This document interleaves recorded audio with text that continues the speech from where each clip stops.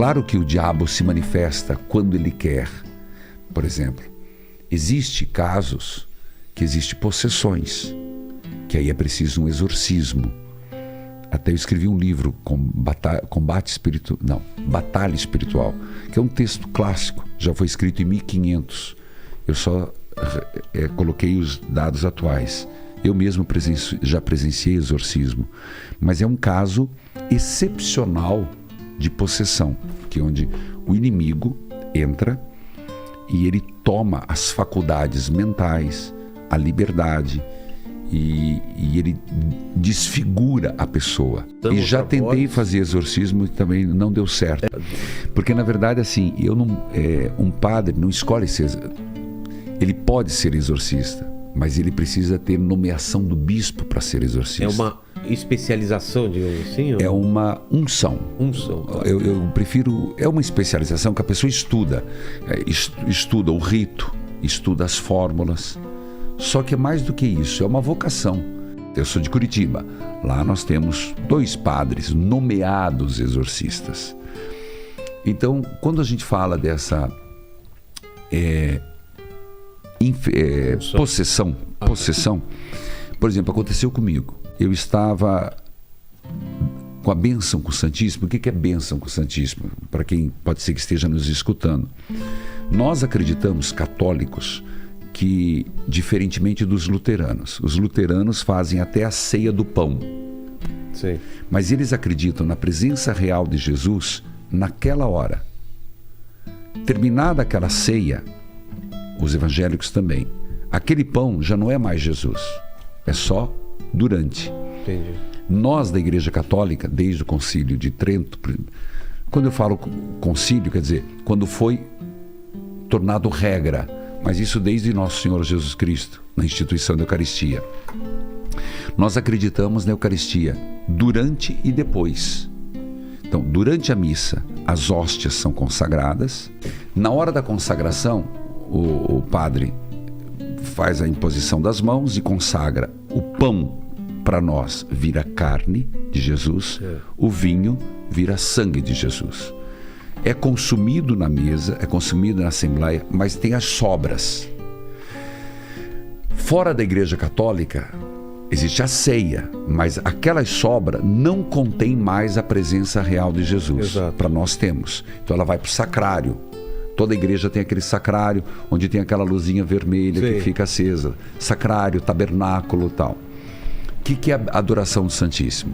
Nós pegamos a hóstia maior, colocamos numa custódia, é colocada num ostensório. Ostensório é ostensório, ostentar, no bom sentido da palavra. É que tipo não é... uma cruz dourada que ela fica no meio, isso, eu já vi. Que é usado para uma continuidade, um desdobramento da missa, que é a adoração de Jesus Eucarístico. Tá. Então, a gente faz muitas celebrações com isso. Eu, toda quinta-feira à noite, toda quinta, às 19 horas, eu faço uma adoração, milhares de pessoas, né? Pelo YouTube, inclusive. Mas, naquele dia eu estava e passei. Quando eu passei, a moça fez... Eu escutei, voltei. Lene, aí... mulher faz um negócio desse, eu já tô a uma quadra de distância. Aí eu voltei, e era um dia que era de cura e libertação.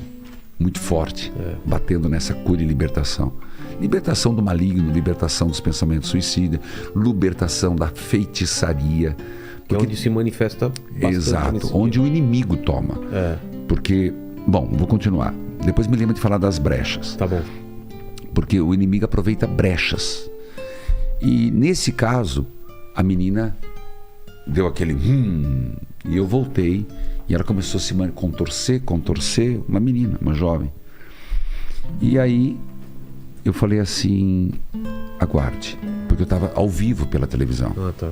Eu não ia expor aquilo, não ia pegar bem.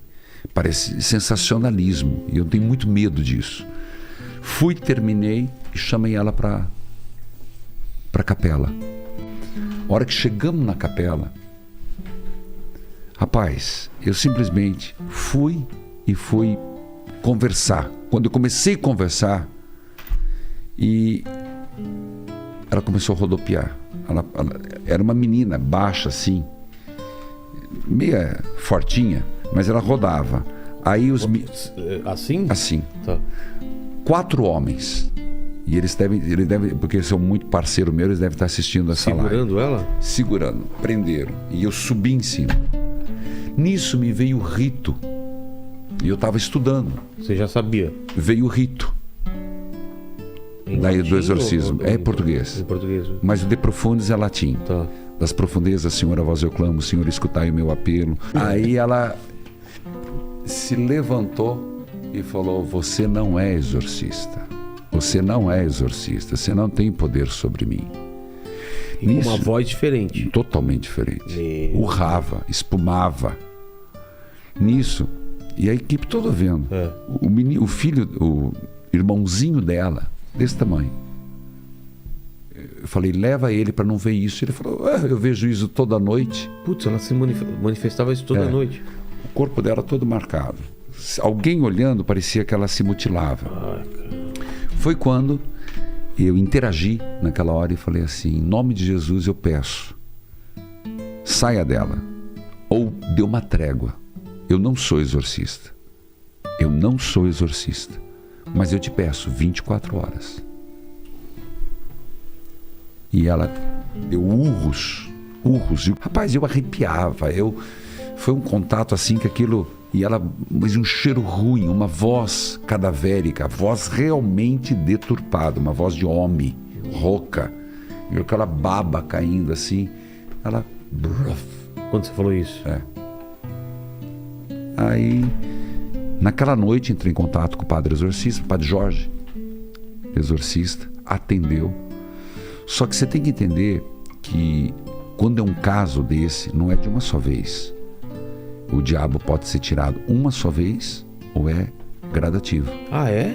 Porque a impregnação é muito grande.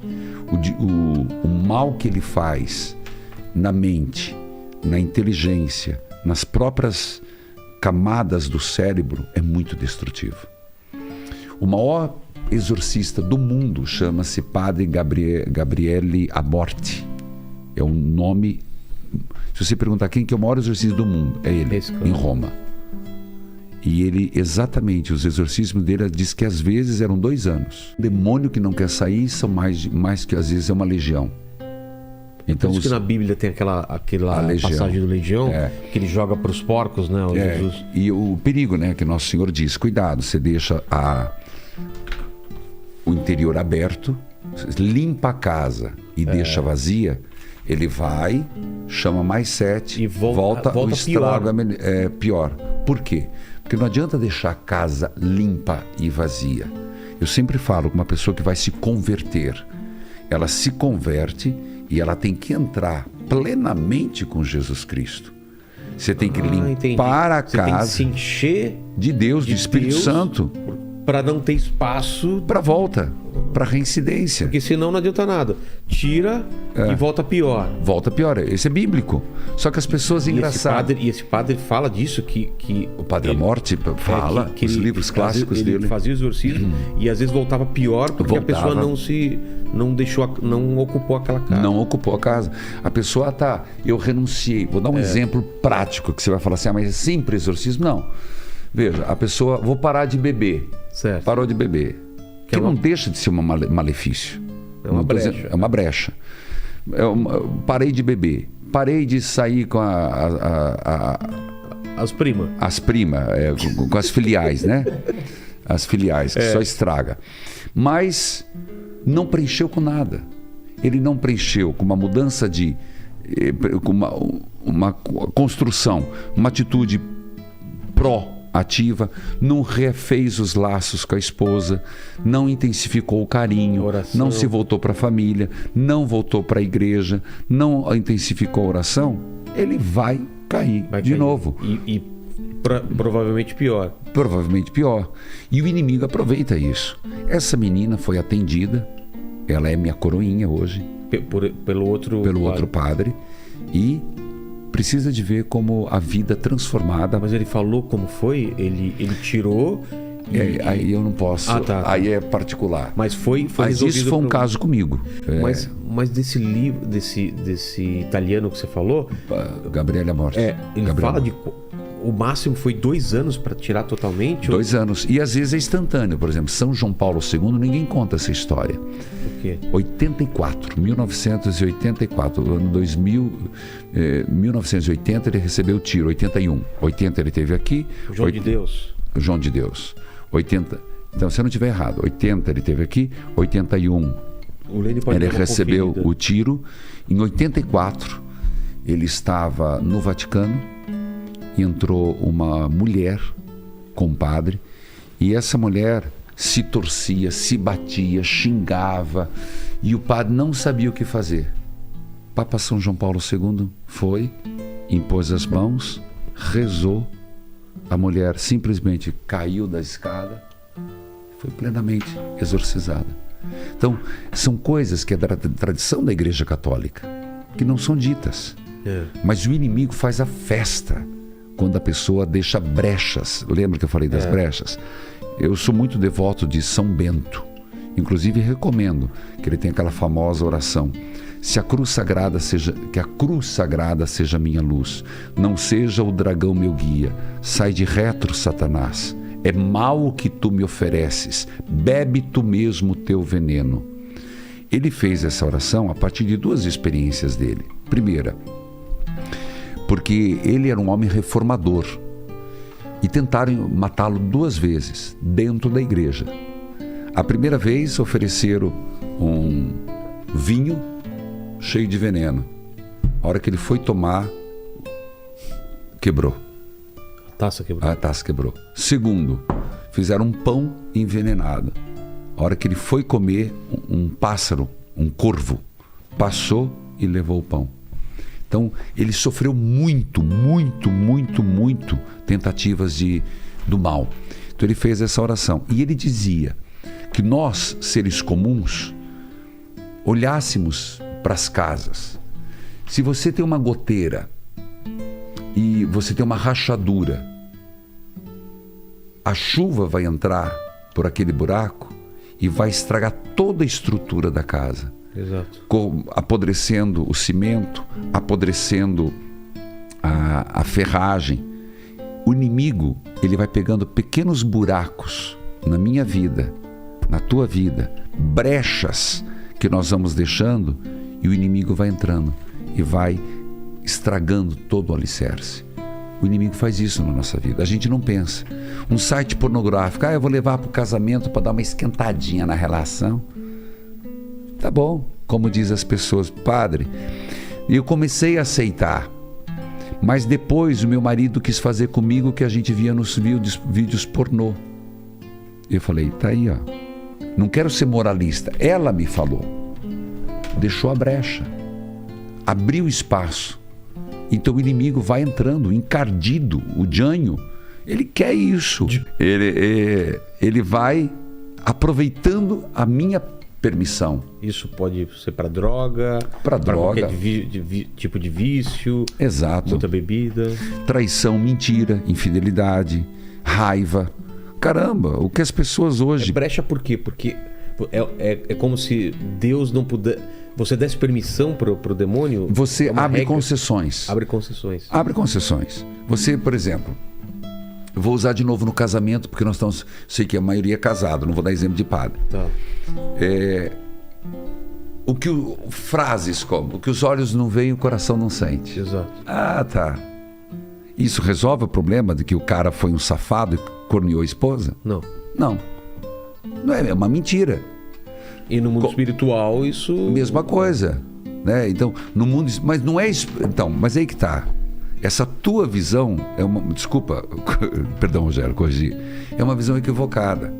O mundo espiritual e o mundo real, eles não estão separados. Eles estão juntos. Juntos. Eu estou falando... Não, o que eu quis dizer que é... Essa permissão mundo, mesmo aqui... que as pessoas aqui não saibam, no mundo físico, no mundo espiritual, sabe. O demônio sabe.